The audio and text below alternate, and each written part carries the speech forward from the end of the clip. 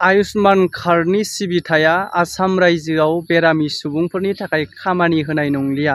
नैबेबायदि मैयानि समाव गोबां खौरां गोसारनायखौ जोङो नुनो मोननाय जादोंमोन।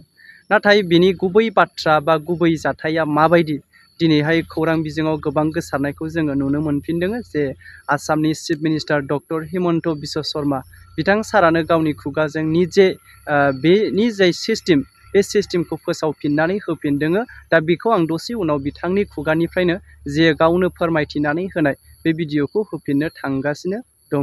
बेनि सिगां मोनसे खौरां फोसावग्रोनो सानो जे 30 जुलाइआव जानो थांगासिनो दङ क'क्राझारनि साइ स्टेडियामाव जे गोजामसिन मोनसे फुटबल टुर्नामेन्ट जाय डुरान्ड कापआ खुंफिन जानो थांगासिनो दङ 133थि। दा नैबे समावहाय जोङो दिनैहाय सानजौफुनि 12:00 टिकेटखौ होनायखौ नुनो मोनदोंमोन जाय 30 जुलाइ खालि बड'लेण्ड एफसि आरो नर्थ इस्ट इउनाइटेड एफसिनि गेजेराव मोनसे गोब्राब बादाबादि जानो थांगासिनो दङ जोलुर बादायलायनाय। दा नैबे टिकेट होनायखौ जोङो 12:00 होनायखौ नुनो मोननाय जादोंमोन। नाथाय मोनसे सोमोनांथाव खोथाया बेनोदि जोंनि बिटिआरआव ओरैबायदि फुटबल अनसायगिरिफोरखौ नुनो मोनदों जायनाखि 12:00सोआव होनाय अनलाइन टिकेटआ 3 घन्टासोआवनो जोबदों दे। ओरैबायदि स्पिडआव मानसिफोरा बुक खालामदों बुक माइ श'नि गेजेरजों। ओरैबायदि जायफोरा एसे लेट जादोंमोन दा खालामनोसै बा दा बुक खालामसै नैबेबायदि साननानै थानायफोरा दासिमावहाय मोननो थाङाखै। ओरैबायदि सल्ड आउट जाना होबाय दायो। ओरैनोथ' 10 to 11,000सो मानसिनि केपासिटि खालामदों होननानै खौरांफोराव फोसावनानै होदोंमोन। दा नाथाय जोबोद थाबैनो 3 घन्टासोनि गेजेरावहायनो टिकेटआहाय जोबनानै होदों। दा बेनि गेजेरावहाय जोंनि बिटिआर ओनसोलनि बड'लेण्ड एफसिनि मुङैनो मोनसे प्लेयार दङथ' गेलेगिरि टिम दङथ'। दा नैबे समाव गोबांथार बर' रायजो राजाफोरा नायनो थाखाय हांखुर जानानै थायो बा हेफाजाब होनो थायो। गोसो मोदोम जिउ होनानैब्लाबो हेफाजाब होनो थाखाय गोसो जानानै फैयो। नैबे समावहाय बेबायदि टिकेट जोबनायनिफ्रायनो आन्दाज खालामनो हायोना इमान थाब जोबनायनि जाउनावहाय जोंनि बिटिआरआवहाय ओरैबायदि फुटबल मोजां मोनग्रा बर' हारि हिसाबै मोनथिसार जानायखौ जोङो नुनो मोनो। दा गुबुन मोनसे खौराङा दहाय इन्ट्र' भिडिअ होनाय जे मामाया आयुष्मान कार्डआ जे आसामाव सिबिथाया बन्द' जानो थांबाय नैबेबायदि मैयानि समाव गोसारनायनि सायाव फिन होफिनदों जे माखासे सिस्टेमफोरखौसो सोलायनानै होनाय जादों। सोलिगोन नाथाय बेवहाय माखासे सिस्टेम थागोन बबे बिथिंजों माबादि सोलिगोन।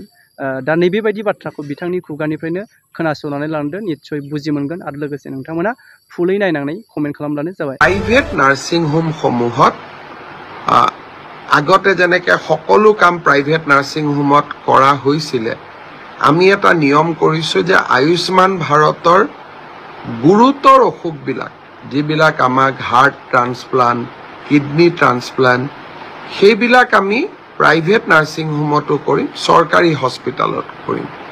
কিন্তু প্ৰসৱ সৰু সৰু প্ৰচিডিউৰ আমি প্ৰাইভেট নাৰ্ছিং হোমবিলাকতো খুলি দিয়াৰ বাবে চৰকাৰী চিকিৎসালয়সমূহে বিভিন্ন ধৰণে ক্ষতিৰ সন্মুখীন হৈ আছিল আৰু বহু সময়ত দুৰ্নীতিৰো বিশাল অভিযোগ আহিছিল।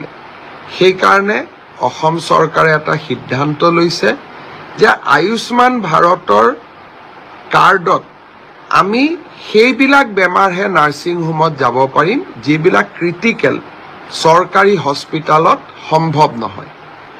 তেনেকুৱা আমি 300 প্ৰচিডিউৰ প্ৰাইভেট আৰু চৰকাৰী নাৰ্ছিং হোম দুইটাতে ৰাখিছোঁ। কিন্তু বাকী কামবিলাক আমি চৰকাৰী চিকিৎসালয়ত আমি কৰিম।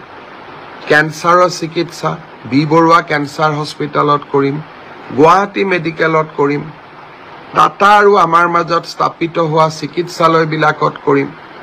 কিন্তু প্ৰত্যেকটো পৰ্যায়তে যদি আমি প্ৰাইভেট নাৰ্ছিং হোমবিলাকত সৰু সৰু বেমাৰৰ চিকিৎসাৰ কাৰণেও যাওঁ তেওঁলোকে বেমাৰটোৰ চিকিৎসাৰ কাৰণে আয়ুষ্মান ভাৰতৰ কাৰ্ডখন লয় কিন্তু লগত আৰু বহুত অতিৰিক্ত টকাও লয়। চৰকাৰী হস্পিটালত অন্ততঃ তেনে ঘটনা নহয়। চৰকাৰী চিকিৎসালয়সমূহ শক্তিশালী কৰাৰ বাবে লোৱা প্ৰচেষ্টাৰ অংশ হিচাপে আয়ুষ্মান ভাৰতৰ এতিয়াৰ পৰা সকলো প্ৰচিডিউৰ প্ৰাইভেট নাৰ্ছিং হোমত নাথাকিব, গুৰুতৰ অসুখবিলাকহে প্ৰাইভেট নাৰ্ছিং হোমত থাকিব।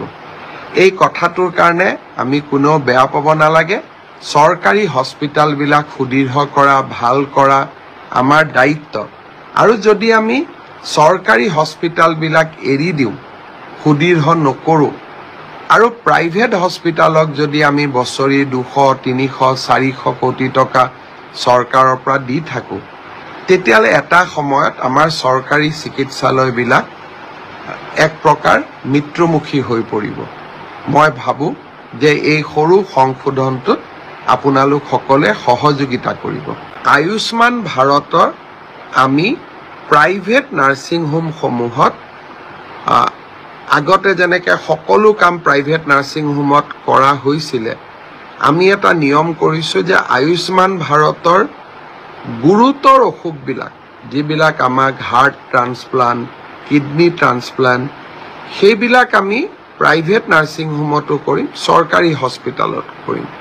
কিন্তু প্ৰসৱ, সৰু সৰু প্ৰচিডিউৰ আমি প্ৰাইভেট নাৰ্ছিং হোমবিলাকতো খুলি দিয়াৰ বাবে চৰকাৰী চিকিৎসালয়সমূহে বিভিন্ন ধৰণে ক্ষতিৰ সন্মুখীন হৈ আছিলে।